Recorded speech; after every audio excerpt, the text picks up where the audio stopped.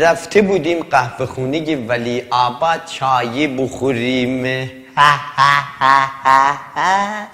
که داشتیم حاله میکردیم حوله میکردیم خونی خرابه هم لور شدن منم که از دعوا بدم نمیادیش سر کله اون رشتیم پیدا شد ای جان من ای خانه خراب تو رو میگم بیا اینجا جان من از دست ما فرار میکنی ها با ما میگن زرگر و زوار حیدرعلی گیلانی نبرگ جوغون در که جان من هنه چرا تو که رفیق من بودی بشیر تو چرا تو که به من جونی میدادی خب حالا جدا از این شخصیتی که الان صدا سازی کردی یک شخصیت دیگه از شما بشنویم.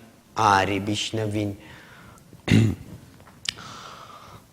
ترامت واجبه خانده اما حرفا مردونگی مثلا کس خوشم نمیاد کی واسه من قد دیگه خود مردونگی رو کرد که من خلوار رو کنم این دنیا ما شد من کلک کدوم نامردی بعد چی گفتم نو کردم با خنجر کوبید تو جگرم تو اینو بهش میگی پهلوونی پهلوونم باید افتاده باشه هیچ وقت ندیدم اون خدای آمرز تو روی من نگاه کنه اما تو جواب منو میدی من جواب میدم آره نازنی میزنم دیدم یه فرمون که وقتی عربده میکشید داد میکشید هرچی نامرد بود مثل موش سولاخ رو هوا قایم میشد اما چی شد؟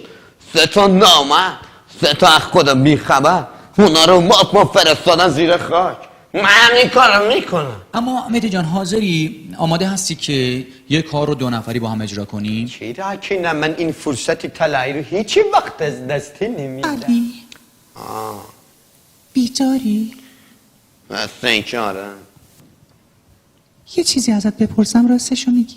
بپرس تو زن داری؟ نه بابا زنمون کجا بود؟ نامزد داری؟ رفتم سربازی دیدم عروس شده.